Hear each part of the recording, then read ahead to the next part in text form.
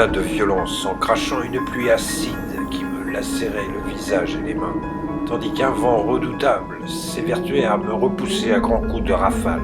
J'entendis de concert la frénésie peu coutumière avec laquelle les vagues venaient sauvagement déferler en contrebas du précipice. Tout ce vacarme était trop assourdissant. Une dense végétation desséchée avait envahi toute la propriété jusqu'au seuil de l'imposante porte d'entrée devant laquelle les ramifications de quelques lianes rampantes étaient venues tresser une seconde barrière naturelle. Je glissai alors une main fébrile au travers de ces ronces épineuses pour constater avec un énorme soulagement que la porte n'était même pas verrouillée.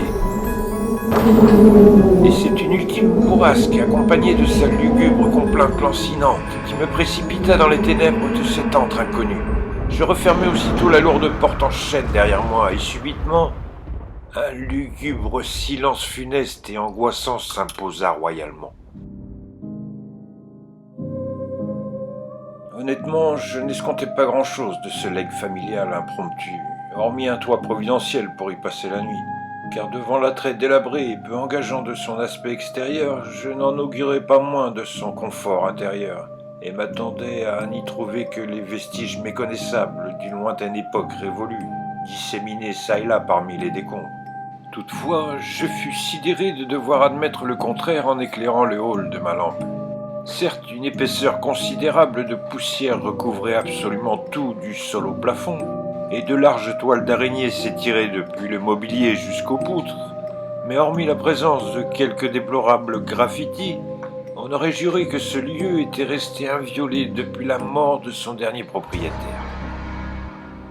Quantité d'objets précieux et tableaux de grande valeur étaient mystérieusement demeurés sur place, à l'instar du riche ameublement qui occupait toujours chacune des pièces, et pour lequel certains antiquaires auraient probablement vendu leurs âmes au diable afin de pouvoir s'en emparer. Pourtant, quelques vandales peu scrupuleux s'étaient forcément introduits ici, pour y griffonner ces obscurs slogans sur les murs, qui, dans la lueur faiblissante de ma lampe, s'avérèrent d'être d'impitoyables injonctions. Fuyez ce lieu, avait été peint en rouge sang sur le mur face à l'entrée. Ici seule la mort vous attend, était toujours lisible sur celui de droite. Demi-tour. Rentrez chez vous. Soyez maudits. Etc., etc. Mais curieusement, ces uniques traces de vandalisme semblaient destinées à protéger cette demeure plutôt qu'à la dégrader. Je conservais néanmoins une main ferme sur le colt glissé à l'arrière de ma ceinture. Ainsi, je me mis en quête d'explorer une à une chacune des innombrables pièces de ce castel ancestral. Par curiosité tout d'abord, mais aussi pour m'assurer que je fus bien le seul à occuper les lieux. Le manoir s'érigeait sur 3 étages vers les cieux ténébreux, le dernier étant probablement constitué de greniers et de combles inutiles et certainement inaccessibles. Le rez-de-chaussée donnait sur un ample hall pavé de marbre, ouvrant sur 4 autres pièces flanquées d'un large escalier central, d'un bois séculaire et d'une architecture incompréhensible. Les 2 salles de droite ayant certainement été respectivement un luxurieux salon avec bibliothèque et cheminées appropriées, suivi d'une chambre d'hôte chichement agrémentée. Quant à celle de gauche, l'une était condamnée tandis que l'autre ouvrait sur les anciennes cuisines, qui elles-mêmes donnaient sur un interminable jardin en friche aux arbres maladifs et visiblement torturés par les incessantes intempéries provenant du large. Je poursuivis mon inspection en empruntant prudemment l'escalier fatigué qui menait vers les étages, mais je sentis aussitôt qu'il était encore pourvu d'une robustesse inébranlable. Quelques lambeaux éparses de velours cramoisi révélaient qu'autrefois, un élégant tapis devait coquettement se dérouler au centre de ces marches. Chacun de mes pas provoquait un effroyable grincement qui partait s'élever lugubrement dans les hauteurs enchevêtrées du manoir. Sur le palier du premier étage, je trouvais 4 chambres spacieuses placées de part et d'autre de l'escalier, ainsi qu'un vaste cabinet de toilette situé au fond du couloir. Je persévérais en empruntant un second escalier que je devinais dans la pénombre à l'autre extrémité du corridor. Il menait à un étage de moindre superficie, ne supportant qu'un bureau, une chambre et une seconde salle de bain. La chambre était originale car elle formait un arc de cercle débordant du bâtiment, où l'accès à un petit balcon offrait une vue imprenable et vertigineuse sur l'infinité outrancière de l'océan. Malheureusement, le large trou béant qui éventrait son plafond permettait à la pluie de perdurer son ravage sur les restes du lit à baldaquin situé juste en dessous.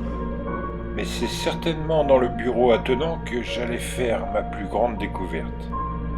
En effet, c'est parmi un fatras de vieilles caisses, de cartons moisis, de piles d'anciens journaux et autres reliques de tableaux que j'allais enfin découvrir la véritable histoire de cette île rebutante aux secrets insondables.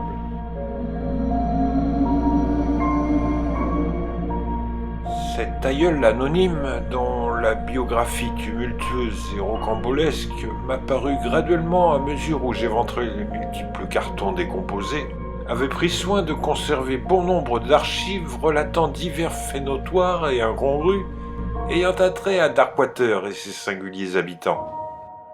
Warren McPierce, c'est donc ainsi que se nommait le dernier occupant de ce manoir proscrit et déserté depuis tant d'années. Warren avait rendu l'âme en 1860, au dire du répugnant barman du port. Mais pourquoi ni mon père ni mon grand-père n'avaient cru bon de s'encombrer d'un tel héritage, qui, bien entretenu, aurait certainement constitué une dot appréciable? Je finirai peut-être par trouver la réponse au fond de l'une de ces boîtes au fort Roland de Champignon, mais en premier lieu, je m'affairai prestement à vérifier l'état du conduit de la cheminée, qui, dignement, arborait encore son large linteau de marbre vénuré dans le fond du bureau. En glissant rapidement ma tête à l'intérieur de son âtre charbonné, je pus nettement distinguer les contours d'une lune blême et gibbeuse que de sombres nuages venaient tourmenter. Excellent! Je pouvais tenter d'y faire une bonne flambée revigorante en toute sécurité. Ragaillardi par cette agréable chaleur et satisfait de n'être tombé sur aucun des affreux fantômes que colportaient les ragots, je me mis alors à considérer de plus près le contenu de ces boîtes séculaires, en engloutissant de front ma dernière boîte de corned beef. De prime abord, je ne tissais aucun lien entre les différents documents hétéroclites qui s'y trouvaient enfouis, mais peu à peu, chacun des éléments qui constituaient ces archives poussiéreuses allait finir par s'imbriquer les uns aux autres, telles les pièces d'un horrible puzzle insidieux, pour finir par dévoiler l'insupportable image d'un bien triste tableau. À commencer par ces nombreux calepins sibyllins où Warren avait pris l'habitude de consigner toutes ses recherches concernant une étrange secte hermétique. Par chance, le cuir à présent émietté de leur couverture les avait miraculeusement préservés des intempéries et je les découvris encore intacts et passablement déchiffrables. Mais avec le recul, je me demande encore si ce fut proprement judicieux d'approfondir cette aliénante trouvaille. Pourtant, j'aurais pu le déduire dès la première poignée de photos ineffables que j'extirpais précautionneusement au hasard des cartons putréfiés. Car ce que mes yeux parvenaient schématiquement à déduire de ces clichés délavés, mon esprit rationnel, lui, ne pouvait le concevoir raisonnablement. La plus troublante d'entre elles suggérait la silhouette visqueuse et cyclopéenne d'un être démesuré, surgissant à l'horizon d'une mer déchaînée. Le bon sens aurait plaidé pour la supercherie ou le recours à quelque habile montage photographique, mais à en croire la date antédiluvienne qui figurait au verso, 1853, la probabilité d'un éventuel collage ou d'une astucieuse contrefaçon devint sensiblement moins recevable. Envisager la possibilité qu'une telle abomination puisse réellement exister me fit instinctivement jeter son intolérable portrait loin de moi. Sans conteste et comme tout un chacun, j'avais eu vent des fabuleuses légendes que propageaient généreusement les terres d'Écosse, des fantômes d'Édimbourg aux monstres du Loch Ness, mais ce que révélaient ces photographies n'était en rien comparable. La poignée suivante fut plus supportable au regard, car il s'agissait surtout de gravures antiques ou de simples esquisses exécutées à la main. Cependant, une corrélation incontestable unissait tous les éléments regroupés dans ce bureau. Que ce fût les photos, les dessins, les carnets de Warren ou même les affiches et les plans de l'île qui se trouvaient encore punaisés aux murs décrépits, tout gravitait indéniablement autour des mythes et légendes aquatiques. Poulpes tentaculaires aux proportions démesurées, monstres visqueux et squameux, silhouettes odieuses et cyclopéennes, calamars géants, crabes terrifiants.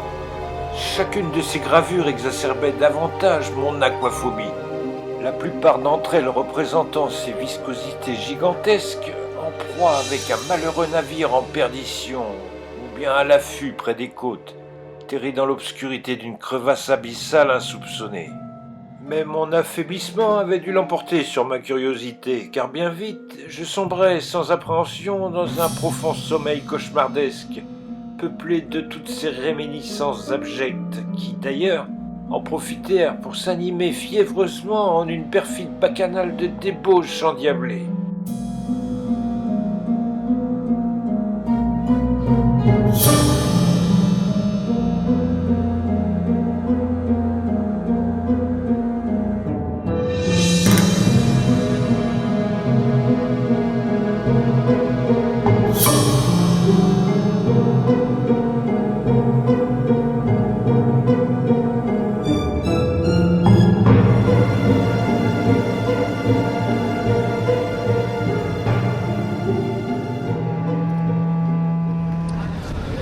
Le lendemain, c'est un râle grave et monocorde que j'associais d'abord à celui d'une lointaine corne de brume qui me tirait en sueur de ce rêve trop asphyxiant. Et je constatais avec étonnement que je me trouvais allongé sur le seul lit acceptable de cette demeure, celui situé dans la chambre qui jouxtait le salon du rez-de-chaussée.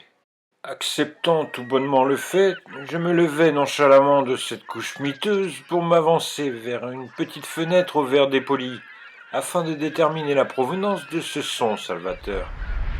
L'ouverture placée au sud procurait une vue abrupte sur l'imposante grille du domaine, et derrière les entrelacements torturés de sa ferronnerie oxydée, je découvris l'origine des vagissements agaçants qui m'avaient tiré du lit. C'était Van Berg, qui pressait inlassablement sur la poire de son klaxon en scrutant les fenêtres du manoir d'un regard impatient. Il avait tenu sa promesse, mais ce serment ne l'obligeait pas à franchir le portail pour autant. Il osa juste me tendre une thermos de café entre les barreaux de la grille alors que je m'approchais, comme on tend sa pitance à un prisonnier. « Alors, bien dormi, monsieur Pierce ? J'ai pensé qu'un peu de café vous serait profitable. » apprécia le toubib encore vêtu de sa blouse maculée. « C'est bien aimable à vous, docteur. J'arrivais justement au terme de mes provisions. Et à ce propos, pourrais-je à nouveau solliciter votre véhicule afin de pouvoir aller me ravitailler au port? Parce que vous comptez prolonger votre séjour là-dedans? Une journée ou deux tout au plus, le temps de rassembler quelques souvenirs de mes ancêtres. Pas assez fou qui voyez. En tout cas, je ne veux pas vous laisser mourir de faim. En tant que médecin, ça ferait mauvaise figure. » J'avais du mal à saisir son humour équivoque, et cette démonstration de civilité excessive me mettait quelque peu mal à l'aise. Néanmoins, son dévouement était un gage précieux sur une île telle que Darkwater. Le vieux Taco effectua un sémillant demi-tour, et comme les premières lueurs matinales se dévoilaient à peine à l'horizon, l'attraction reprit résolument sa route vers le sud en empruntant le même sentier chaotique à travers l'épaisse forêt alambiquée, qui, même de jour, demeurait âprement malveillante.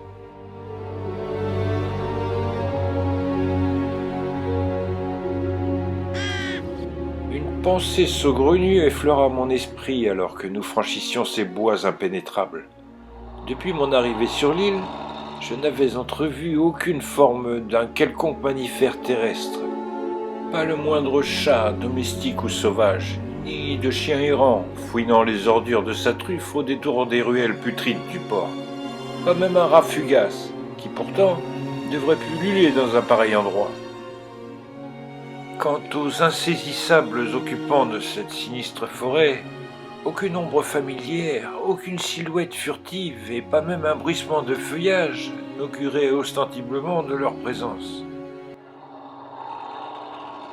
Toutefois, je ne fis part de cette observation personnelle au docteur, par crainte d'une explication trop désagréable à entendre sans doute, et meublai plutôt le sinistre silence en pondérant sur l'état de santé du rescapé du récif.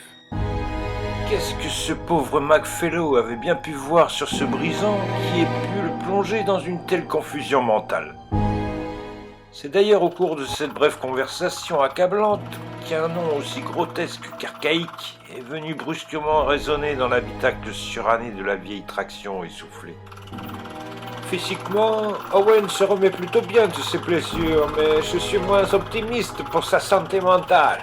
Il persiste dans ses divagations, en évoquant le Kraken sans relâche.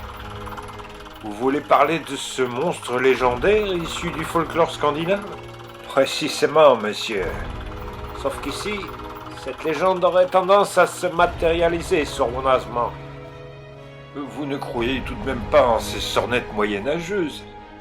Voyez-vous, monsieur Pierce, il y a plus de 15 ans que j'exerce sur ce maudit caillou, et cette profession m'a toujours réservé la primeur des drames qui s'y perpétuent inlassablement. Le genre d'atrocité dont vous ne seriez pas même disposé à admettre le tiers. Un manoir hanté banni de l'île, un récif qui apparaît durant la nuit, et à présent un poulpe démesuré venu du fond des âges. Effectivement, tout cela est un peu lourd à digérer.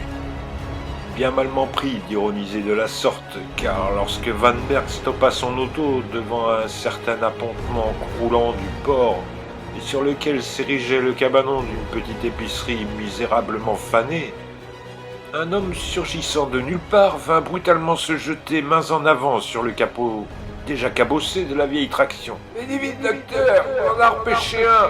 avait lancé le docker en panique. Mais en me découvrant sur l'autre siège, il se reprit quelque peu en corrigeant par « On aurait besoin de vous sur les docks, Toubib !»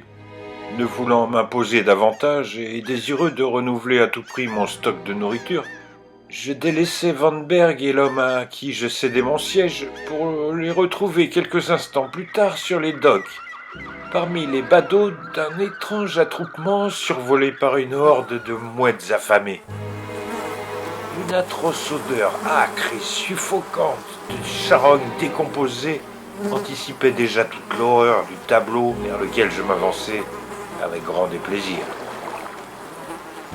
L'imposante carrure de Van Berg dépassait d'une bonne tête celle des autres kidams, mais lorsque je voulus le rejoindre, plutôt que de s'écarter, la foule se resserra sensiblement autour de ce honteux spectacle prohibé.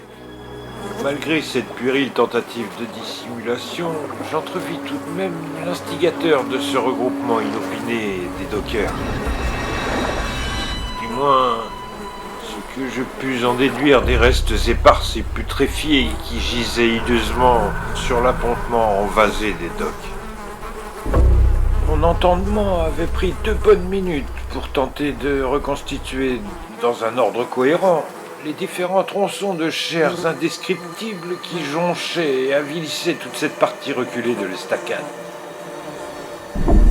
La bête ou la chose démembrée qui gisait ignoblement sur le plancher de l'embarcadère avait dû être colossale à en juger le diamètre impressionnant de sa cage thoracique largement éventrée. Pourtant, et malgré mes efforts pour tenter d'assimiler les nombreuses espèces de la jante aquatique, il semblait totalement illusoire de vouloir mettre un nom sur cette singulière race inconnue. Certes, son aspect global s'apparentait sensiblement à celui d'une orque conséquente ou d'un squale monstrueux, mais certaines parties de son anatomie prêtaient néanmoins à confusion.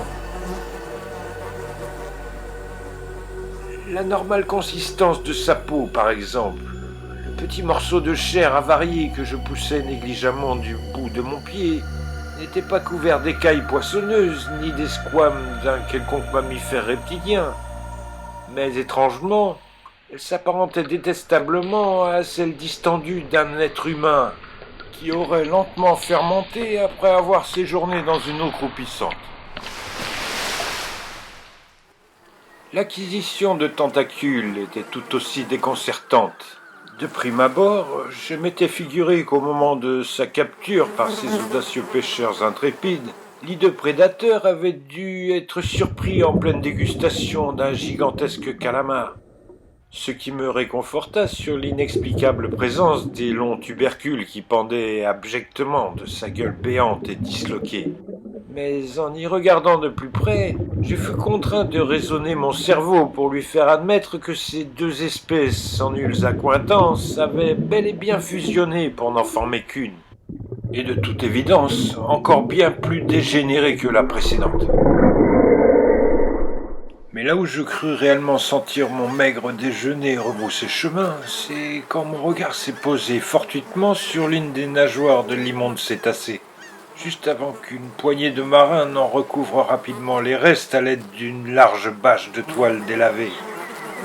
Je ne saurais dire si c'est l'insupportable odeur nauséabonde qui empestait sauvagement ce porc ou la vision furtive de cette chose totalement inconcevable qui me fit rendre ce fichu déjeuner. Mais ce dont je suis certain, c'est d'avoir souillé à jamais mon esprit par cet acte délibéré de voyeurisme pervers. Car il est indéniable qu'il s'agissait bien là de l'ignoble parodie d'un membre humain qui se substituait minablement à cette infâme nageoire, que j'en frissonne encore, sous la forme grotesque d'un long bras translucide et atrophié, et au bout duquel une main palmée et affreusement similaire aux nôtres semblait encore tenter de crisper désespérément ses maigres doigts décharnés.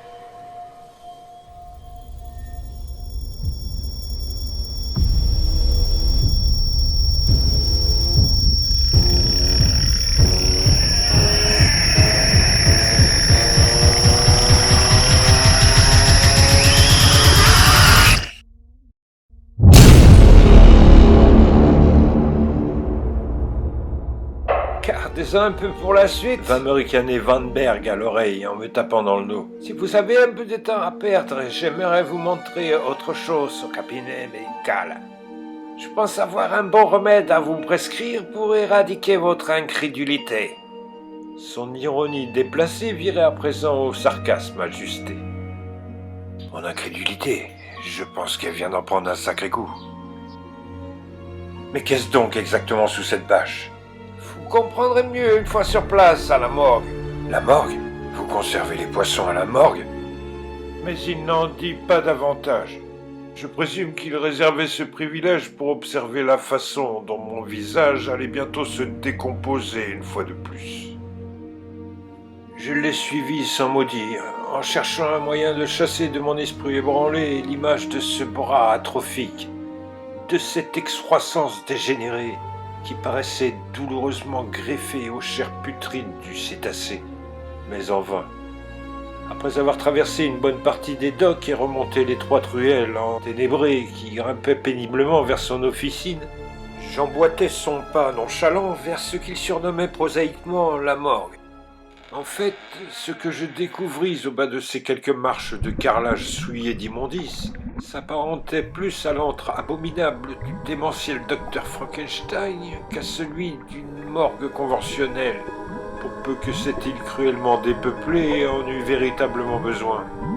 Il y avait là, disposée négligemment sur de hautes étagères poussiéreuses, une abondance de bocaux et autres récipients divers, et dont la nature avariée des contenus visqueux qui baignaient dans d'innommables solutions aqueuses ne permettait d'envisager aucune déduction digne de sens quant à leur douteuse origine. Un substitut de table d'autopsie trônait lugubrement au centre de la petite cave aux revêtements décrépits, mais c'était pour m'offrir un tout autre spectacle que Van Berg tira théâtralement sur la bâche de plastique translucide qui pendait depuis le plafond jusqu'au sol calamiteux. L'effet dramatique ne fut pas celui escompté, car sur l'instant, je n'ai pas saisi ce que j'étais censé déduire de l'ectoplasme gluants et à moitié décomposés qui ondulaient mollement dans l'eau pestilentielle du gigantesque aquarium insolite placé là pour l'occasion. Sans se démonter pour autant, Van Berg poussa un escabeau bancal contre l'épaisse paroi de verre et se mit à l'escalader, en amorçant funestement sa consternante révélation. Lorsque ce marin affolé est venu m'interpeller tout à l'heure devant l'épicerie, l'aspect de son teint blafard ne résultait pas de la présence de ce monstre hideux que vous-même avez entrevu sur le dock, mais plutôt de ce qu'on y a découvert à l'intérieur. Ou devrais-je dire de qui on a trouvé à l'intérieur. Pas même l'odeur pourtant immodérée du camphre ne parvenait à supplanter la pestilence qui gangrénait l'atmosphère irrespirable de cette morgue abjecte. « Je vous présente John McMorlock », fit le toubib, en tirant de l'eau croupie par le peu de cheveux qui lui restaient encore collés au crâne, la tête méconnaissable et outrageusement décomposée de l'un des 8 membres d'équipage que McFellow avait laissé pour mort sur le récif du diable. Séance tenante, je fus contraint de quitter hâtivement la pièce pour aller vomir à nouveau.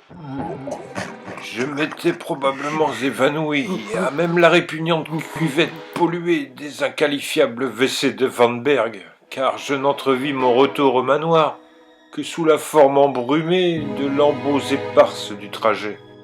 Je devinais confusément Van Berg jetant mon sac à dos chargé de victuailles à l'arrière de sa vieille traction, ainsi que l'obscur souvenir de quelques secousses chaotiques et contrariantes, accompagnées d'un lointain soliloque incohérent, noyé dans le râle fatigué d'un moteur. Mais raisonnablement, il n'était peut-être pas nécessaire de raviver tous ces souvenirs encore trop tangibles dans un esprit aussi perturbé que fut le mien à cet instant. C'est donc bordé comme un nouveau-né que j'émergeais lentement de cet aliénant cauchemar, alité dans ma propre chambre. Néanmoins, l'ombre insidieuse d'un effroyable doute me tarauda dès que j'eus quelque peu repris mes esprits. Avais-je rêvé de tout cela, ou existait-il réellement une infâme malédiction qui strangulait impitoyablement Darkwater ?